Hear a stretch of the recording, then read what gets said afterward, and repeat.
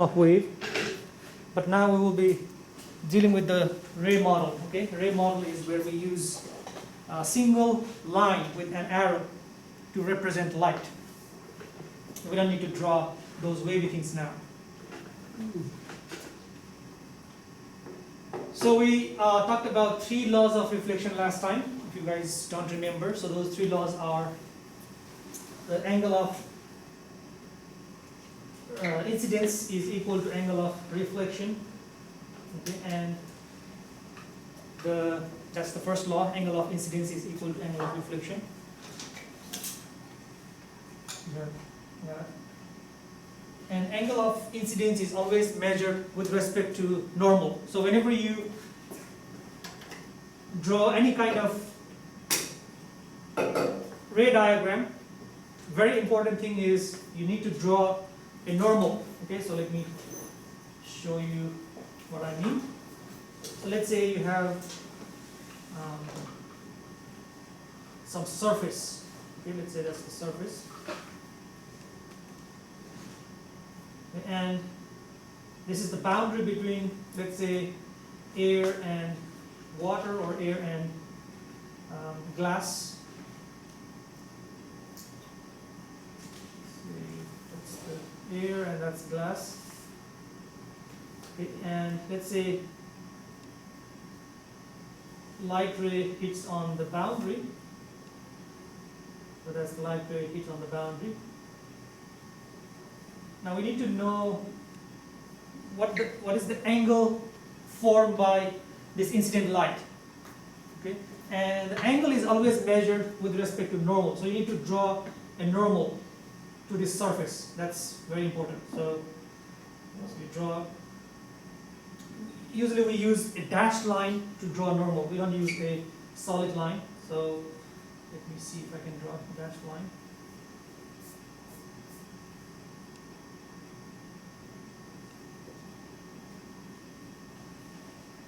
So we draw a dashed line like this. Okay, that's the normal. Okay, and then we measure the angle with respect to this normal. So you draw the angle. So this angle is called angle of incidence. It's written as I, or sometimes you also see theta I. Okay, either I or theta I. That's the angle of incidence. And last time we learned that in a reflection, this I is equal to the angle of reflection. So this light will be reflected back in the same medium. Let's see if I can draw a reflected light. So here's the I cannot draw like this or like this because I need to satisfy the law of reflection. The law of reflection is the angle of incidence must be equal to the angle of reflection. So I need to draw the line with this angle,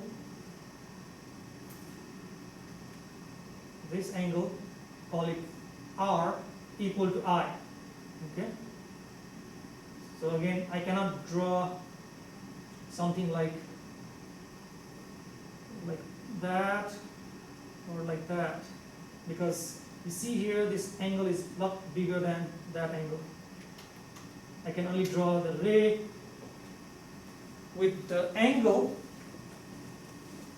equal to I. Okay? And that satisfies the law of reflection. And again, I want to emphasize this a lot.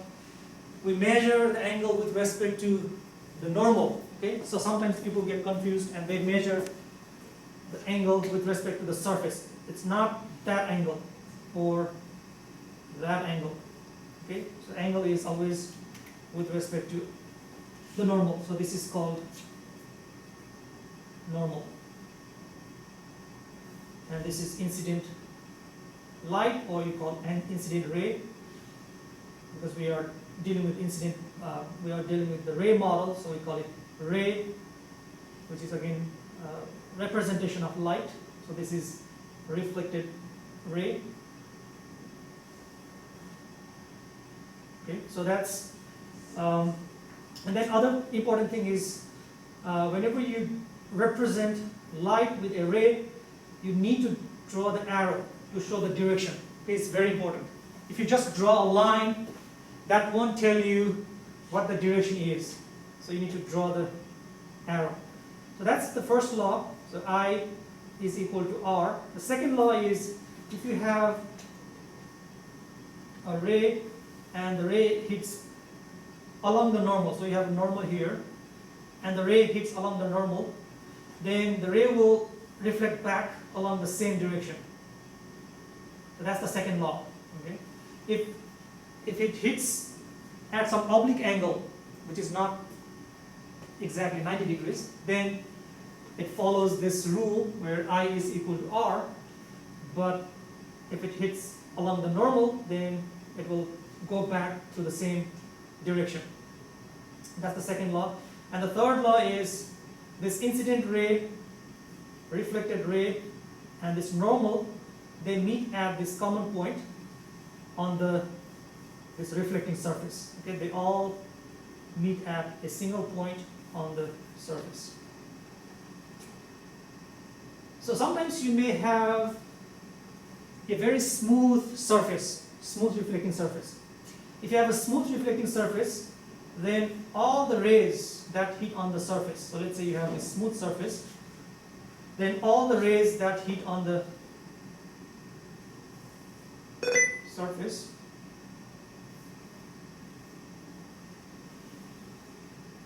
let's say you have this ray hitting on the surface, you have this another ray hitting on the surface, another ray hitting on the surface, and they are all parallel. Okay?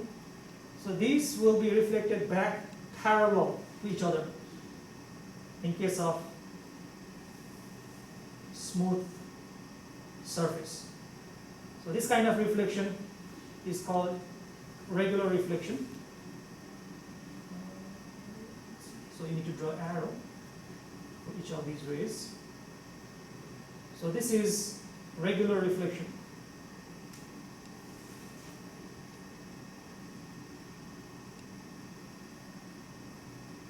And then sometimes you may have irregular surface.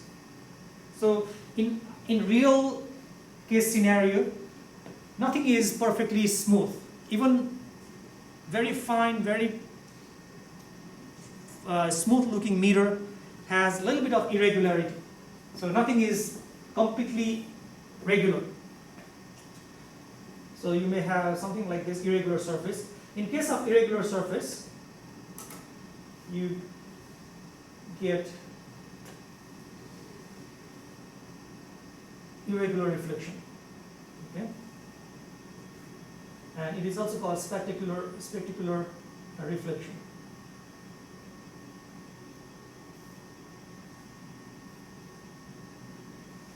So you get like that. And even with the irregular surface, it still follows the law of reflection. There is still this thing valid. Okay, this thing is still valid. So you will get scattered reflection like that.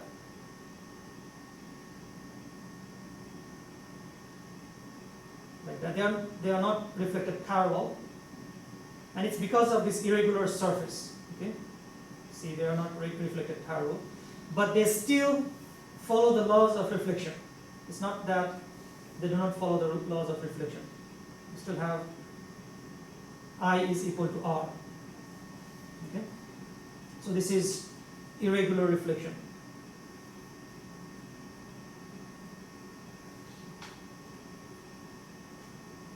Okay. Now we can use this laws of reflection to know the nature of image formed by different kinds of optical devices, like mirror, okay, like lenses.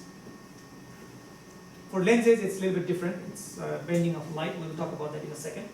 But with the mirror, you use the same principle. Okay, so let's see how you get image in a mirror.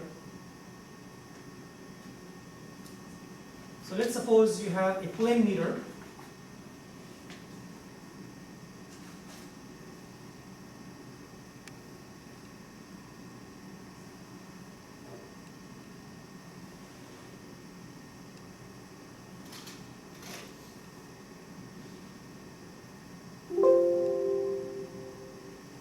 suppose you have a plane meter, a vertical one. So that's the plane meter. And let's say you have an object, okay, somewhere in front of the meter.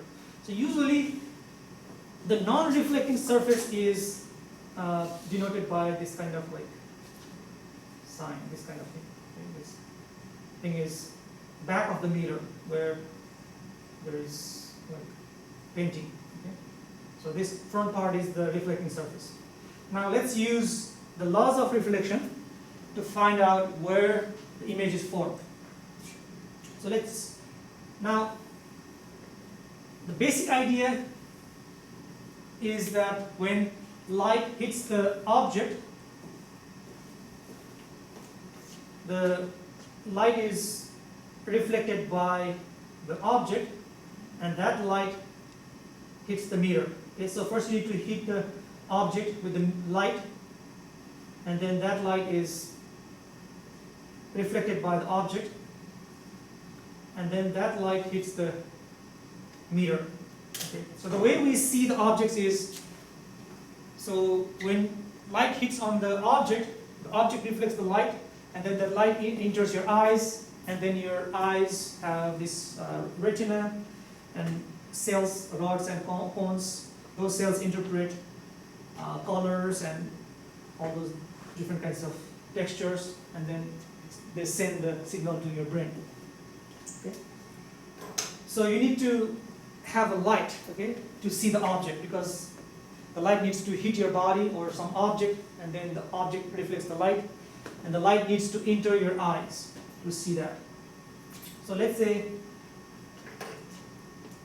this object, okay, there are millions and trillions of light rays you can write.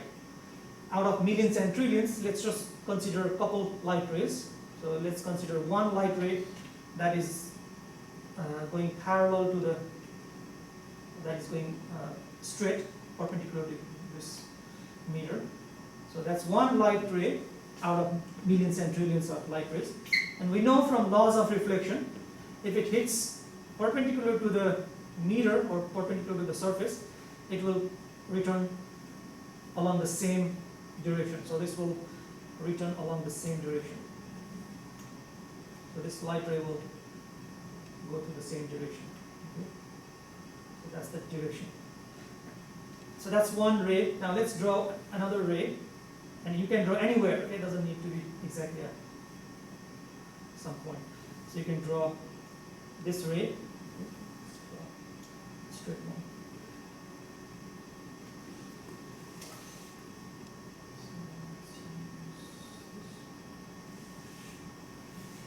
So let's say that's another light ray. Now, in order to satisfy the laws of reflection, I need to draw a normal first. Okay, so you draw a normal. So let me draw a normal. So we use dashed line to draw normal. So here I will draw a dashed line. So that's the normal. Okay, and this is the incident ray. My reflected ray will be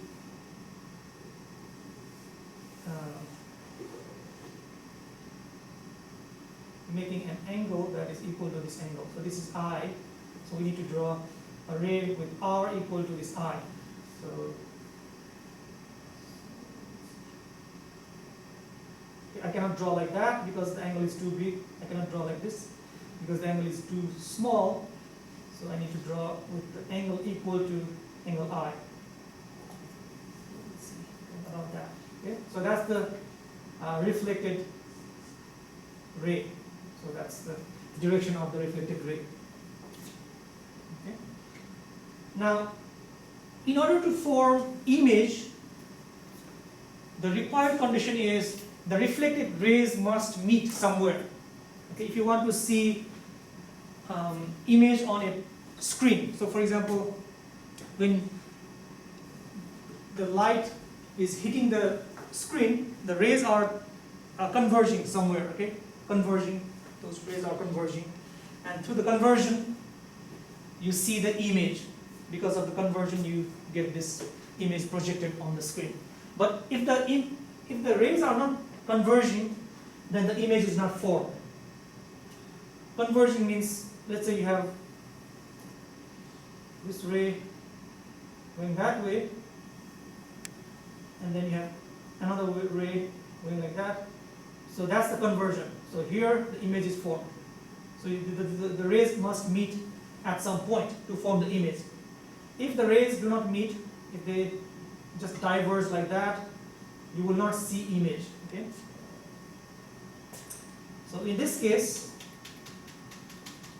you see here, there is this reflected ray and there is this reflected ray. We have two reflected rays here. One is this green one and one is this blue one. And if you look at the individual ones, they will never converge on this side. Okay? One is going along this direction.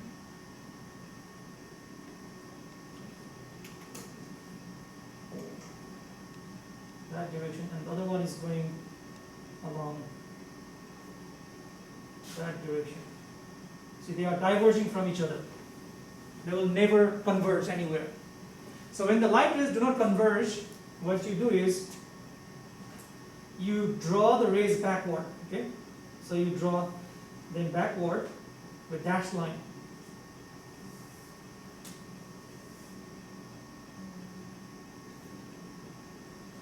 So you draw to produce the rays backward. That. And then this one also produce it backward.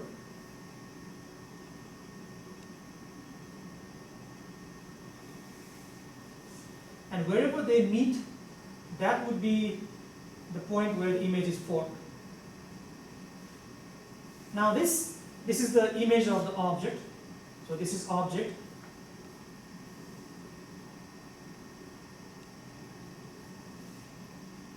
And this is the image formed behind the mirror.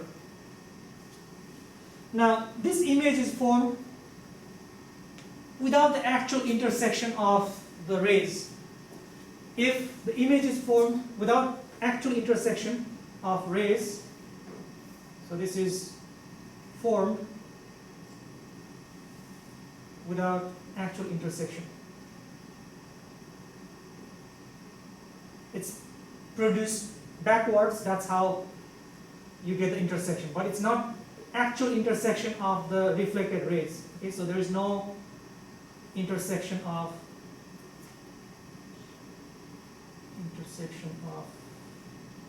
reflected rays without actual intersection. Or in other words, by producing the rays backward. So this kind of image is called virtual image. Okay? So that's the virtual image.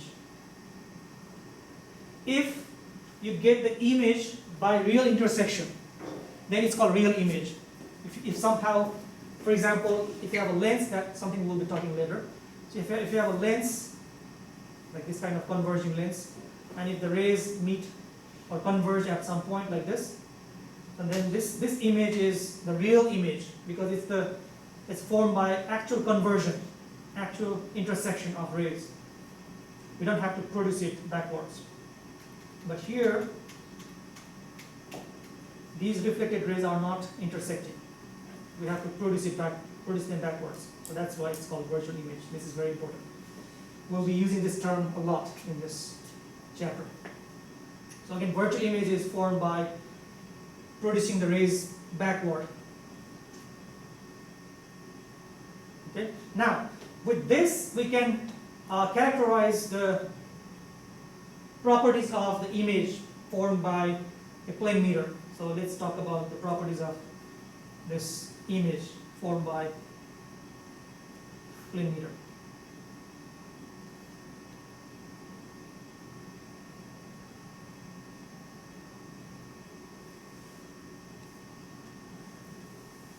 So what you see is the properties of image formed by a plane mirror. Okay.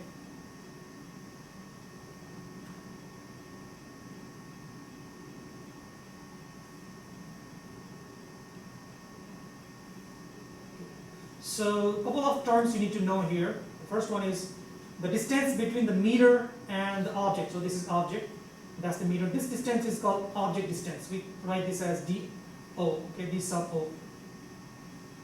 So we have this object distance, and the distance between image, this is the image, and the meter is called image distance, DI. Okay. In case of plane meter, the object distance and image distance are equal, which is not true in other kinds of meter. We will talk about that next time. But in case of plane meter, this distance, object distance, is equal to the image distance. That's always true. Okay? That's one. Second one is, this is a dot object, but if you have an extended object like a person or some kind of object, then what you will see is the image formed by the plane meter would be upright. Okay? In some meters, the image would be inverted. But in this case, with the plane meter, the image is upright.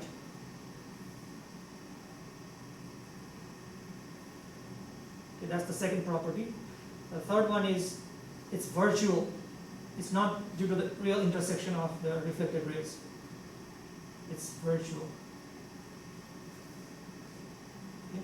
And one more thing, there is lateral inversion.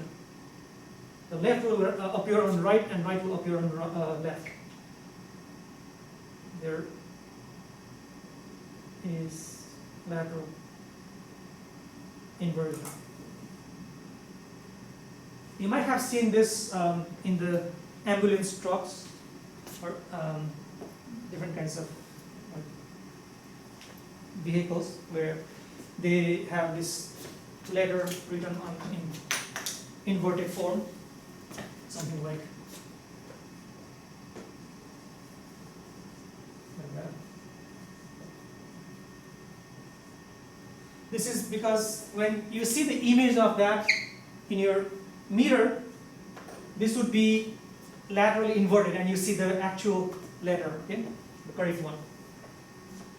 Because when you see this in your rear view mirror, you will see this inverted, which would then produce the right actual correct one. So these are the four properties of the image formed by plane meter. One more thing, sorry. Let's one more. And also, the size of the image is exactly the same as the size of object, which is not true in other kinds of meter. Okay, for plane meter, size of image is same as the size of object.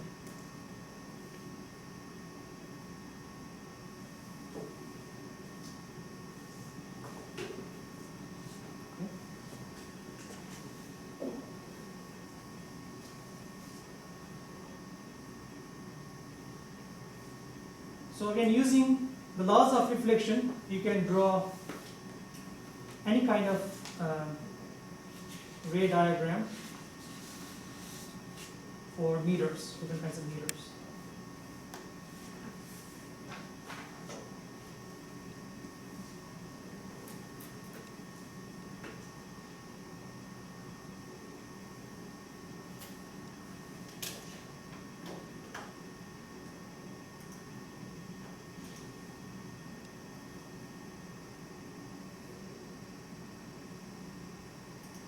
Like in this picture also you see this is the extended object, it's not the dot object like we drew. So out of like trillions of rays from this tree, we are drawing a bunch of rays that are hitting here, and you see this ray is reflected back at the angle equal to the angle of incidence. So if you draw a normal here, angle of incidence would be equal to angle of reflection. Okay?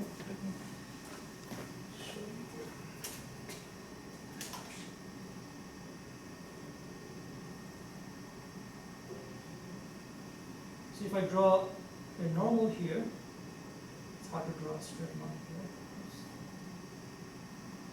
It's very hard.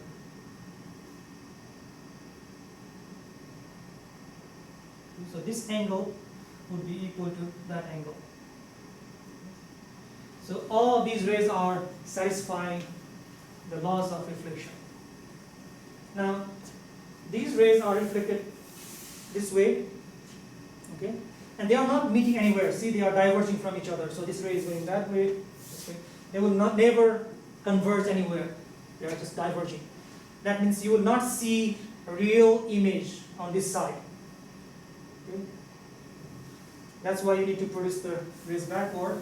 And when you produce them backward, they meet at that point. They converge at that point.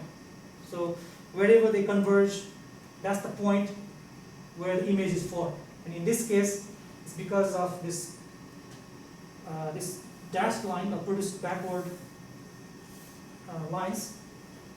You are converging the lines, so it's a virtual image. Okay, so this is the virtual image. This is the image of this bottom part. So this bottom part appears here. For the top part, so the rays are hitting like that, and they are all diverging. See, these rays are going in all different directions, diverging. They will never intersect on this side. So you need to produce them backward. When you produce them backward, they meet at that point. And that's the image of that top part. And you can do the same thing for all these different parts. Okay? You can draw trillions of rays, but we don't need to do that. So we can just show the top part and the bottom part, and we know where the image is formed and the size of the image. You see, the size of the image is exactly the same as the size of the object.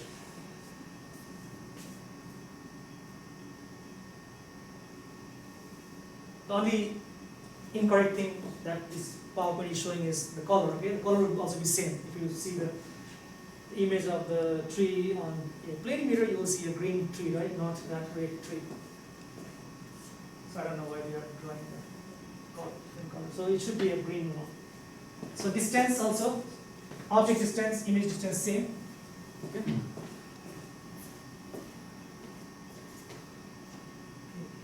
So that's about reflection. Now let's talk about refraction. This is another property of light. Refraction is a very interesting property. It's the bending of light when the light goes from one medium to another medium. Okay? For example, when light goes from air to water, its speed changes, and because of the change in speed, it bends. Okay? So for example, if you see the picture here, there is a prism, and in this prism, there is this incident ray. So you see this incident ray. This incident ray hits on the surface of this prism. It's going from air to glass. So there is change in the medium. So there is this boundary between two media. And at the boundary, you see two phenomena. One is a part is reflected. Okay, this is the reflected. And we already talked about that part. Okay, so we already discussed how the reflection works. We don't need to worry about that. So next thing is, it also goes through refraction. So this part is refracted. The meaning of refraction is, imagine that there is no glass. Okay, so let's see. Imagine that there is no prism. In absence of prism, this light would travel just straight like that. So it will travel straight like that. Okay? In a straight path. But because of the prism, because of the presence of a second medium, this light is being bent. Okay? See, it's now changing the direction. This is the now new direction because of presence of the prism. And this phenomena is called refraction. It's due to the change in the medium. Now it's true also for this ray. Okay? So imagine that this whole thing is just the glass. Okay? This is glass. If there is no change in the medium, this ray would just travel straight. It would travel straight like that if it were all glass. But because of the change in medium, because it's going from glass to air, now it changes its path. So instead of going straight, you see it's going this way. Okay? So that's what refraction is. So refraction is the bending of light due to the presence of multiple medium.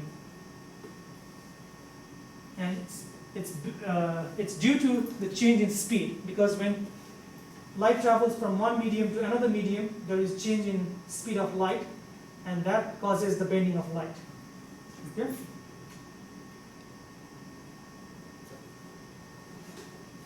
So, a couple of things we need to see here. So you see here, this is the incident ray. Okay, this is in air. This incident ray hits the boundary between this glass or some medium and this air. Now, I told you before, we always measure the angle with respect to the normal. So you have this glass and you have this air. In order to find the angle of this incident light, you first need to draw a normal. So draw a straight normal down. And then you measure the angle with respect to the normal. So that's the angle of incidence, okay? Angle at which the light is. This is theta I. Or you can just write I or theta 1, whichever notation you want to use, that's fine. So you can sometimes see theta 1, sometimes theta I, sometimes just I. Okay, so this is angle of incidence. And so instead of going straight like this, because of the presence of this secondary medium, it bends. Okay, it bends towards the normal. So you see, this light ray is shifted that way.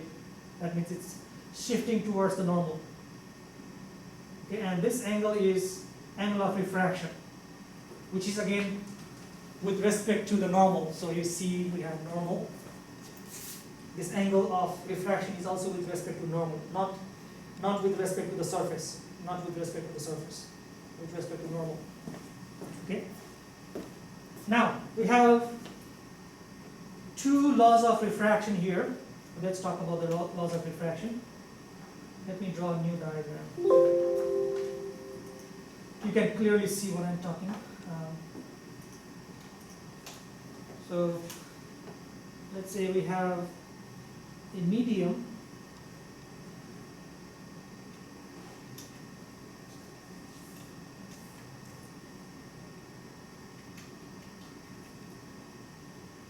Let's say a glass.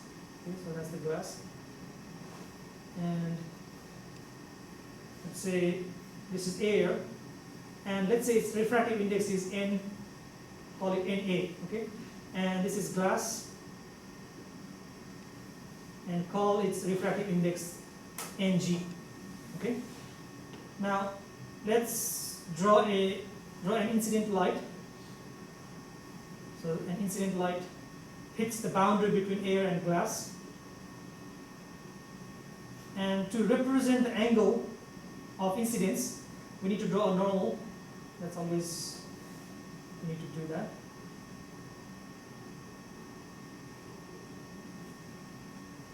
So draw a normal here. And always draw the normal with dashed line. Okay, so draw a dashed line. That's the normal. And that's the angle of incidence. Call it theta 1 or theta I or whatever you like. Let's call it theta 1. And then a part of this would be reflected and part would be transmitted. But I don't want to talk here about reflection because we already talked about that. We want to talk about the transmitted part. Okay, transmitted part is the part that gets refracted or bent. So I want to actually extend this normal down.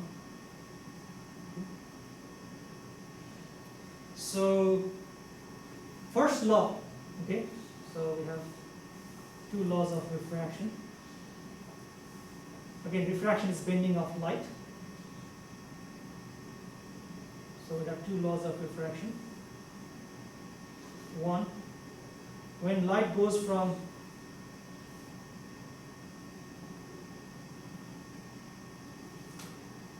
less dense to denser medium, or from air to glass, for example, less dense to denser medium.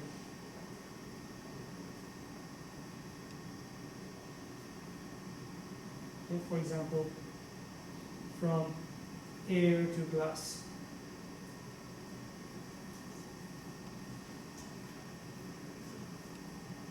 In this case, the light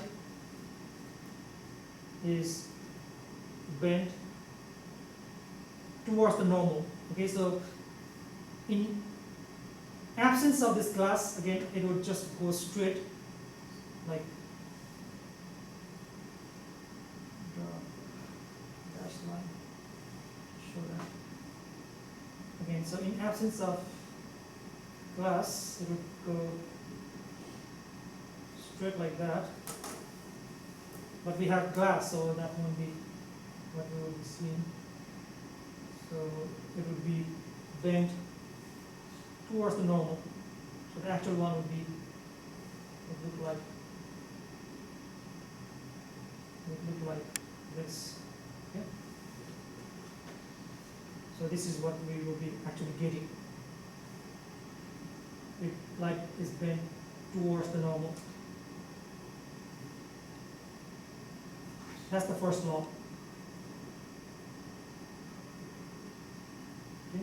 So, and then the angle this refracted ray makes with this normal is, let's call it theta 2, or you can also write theta r. So this is refracted ray.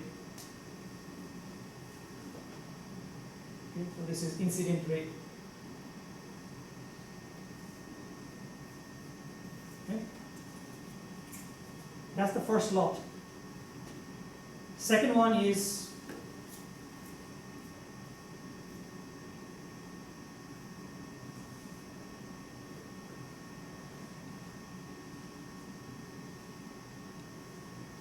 when the light goes from denser medium to less dense medium.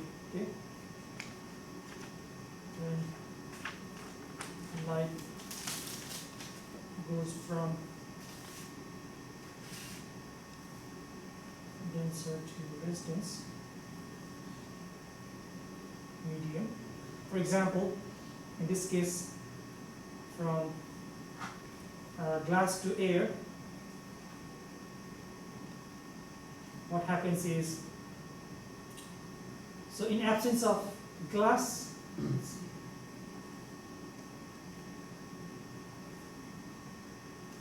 if there were no glass, it would just go straight. It would go straight like this, in absence of glass. But because of glass, it would bend. Now, let's draw a normal. We need to draw a normal to show the angle. So normal is always drawn at the boundary, okay? Boundary where the rays meet. So let's draw a normal. That's the normal.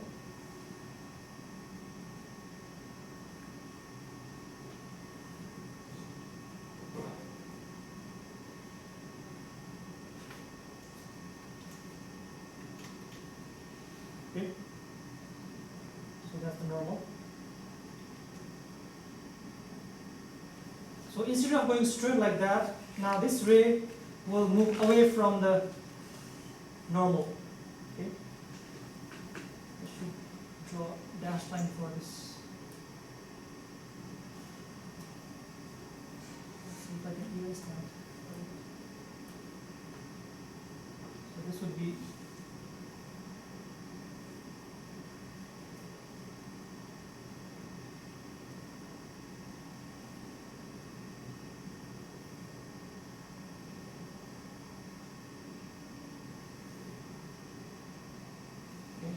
so instead of going like that, it will go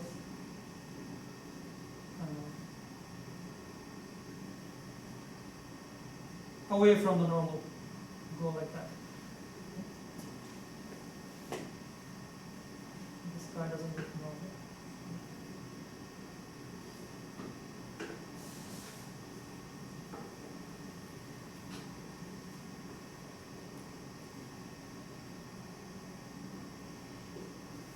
Okay, so that's the actual rate.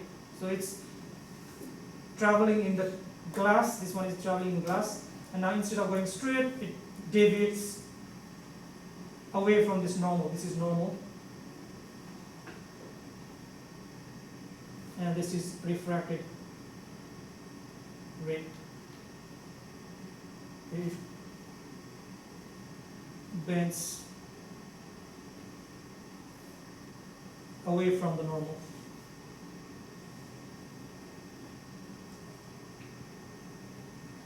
So, idea here is going from less dense to denser, the light bends towards the normal. Going from denser to less dense, it bends away from the normal. That's the point, okay? That's something you need to keep in mind. Now for both cases, they satisfy this very neat mathematical formulation called Snell's law. Very important law. Let's say we have a boundary. Okay, so that's the boundary. That's some medium with refractive index, let's call N1. This is some other medium with refractive index N2. This could be air and this could be water. Okay. Let's draw a incident ray. So that's the incident ray. Okay. Now we need to draw a normal to show the angle of incidence. So that's the normal. Okay. So now we know that the light is traveling from less dense to denser medium. It's going from air to water. That means, according to the laws of refraction, it will bend towards the normal. So instead of going straight like that, it will move closer to the normal. So it will look like that. So again, instead of going straight like that, it's moving towards the normal. So this is angle of incidence, theta I or theta 1. This is angle of refraction, theta R or theta 2. And Snell's law tells us that the product of this refractive index of this first medium, which is N1, Snell's law. So Snell's law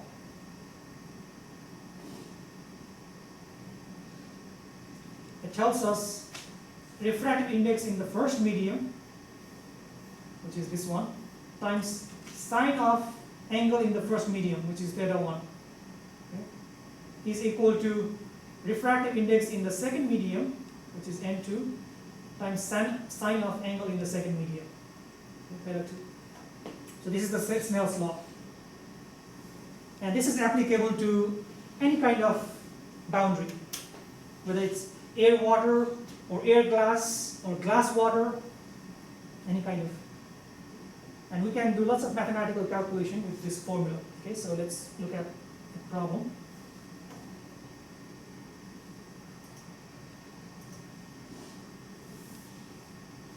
So let me ask you guys this question before we look at the problem. So a laser beam passes from medium 1 to medium 2. So we have this medium 1, and it's going from medium 1 to medium 2. Now which one is true? So this N also tells you the density or how dense the object is. So this means N1 is less dense than N2. This means N1 is denser than N2. Okay, so which one is denser here, N1 or N2? Or there's not enough information? N1 is denser. N1. N1 is denser. So it's going from denser to less dense medium, right? Again, in absence of the two medium, if it were same medium, it would go straight like that. Okay, the normal is that. Okay, that's the normal. So it's moving away from the normal. That means you're right. So it's going from less dense to denser medium. So what I mean is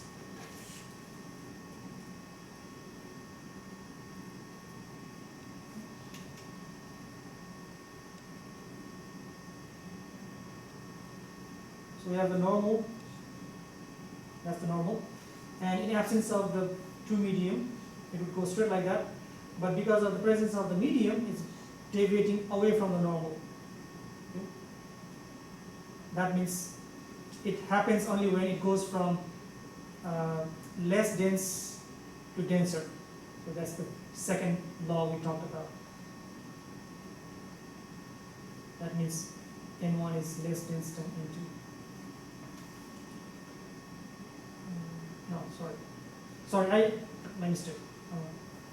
I meant to say this one is denser, sorry. That's the first law. When it goes from denser to less dense, I think I said just opposite. Going from denser to less dense, the ray bends away from the normal. Okay. So it's bending away from the normal. So these are some of the refractive indices of different material. Vacuum has 1 refractive index, air has almost 1. Okay, water has 1.33. So you don't have to memorize these things. This will be given in question. We'll talk about this in a second. So let's look at this problem. Okay. So this is actually degree. That's a degree, not infinity. So we want to use Snell's law to find the index of refraction of this plastic. Okay, we want to find n for that. So Snell's law is n1 sine theta 1 is equal to n2 sine theta 2. Let's call this n2, and this is, let's call this theta 1, and that is theta 2. And then theta is always measured in with respect to normal. Okay, so that's n1. N1 is air, which is 1. So n1 is 1 air. Sine theta 1 is 90 minus 45 is 45 degrees. N2 is what we need to find. Sine theta 2 is 90 minus 55, which is 35. Okay. So we want to find N2. N2 is sine 45 degrees over sine 35 degrees. Okay, and then sine 45 degrees is, sorry, this is 35. Sine 45 degrees is 1. Is it 1? No, it's 1 over root 2, right? So let's see. Let me do the calculation again. Sine 45 over sine 35. That gives me 1.23. Okay, so this gives me 1.23. So that's the refractive index of this medium. Okay. Pretty straightforward calculation. Okay, I think we are out of time, so we'll continue this next time. If you have any question, you can ask me the question. Let me real quickly take attendance.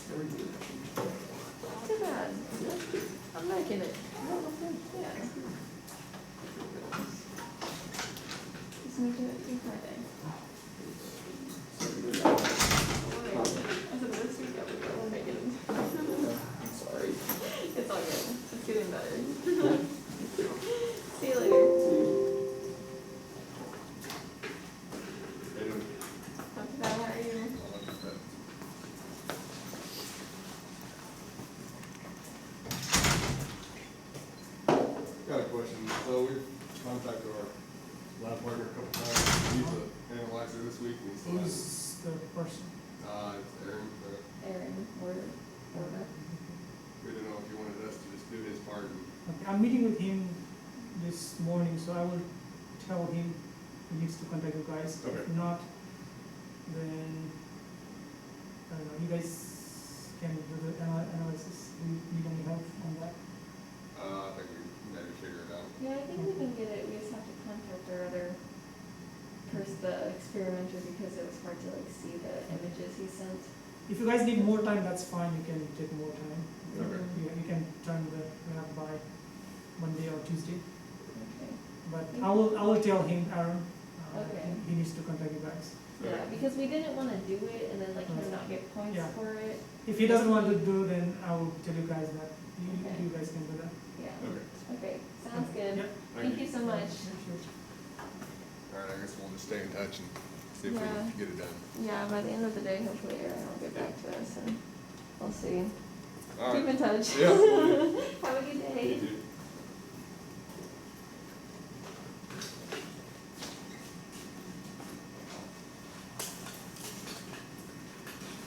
Have a good weekend.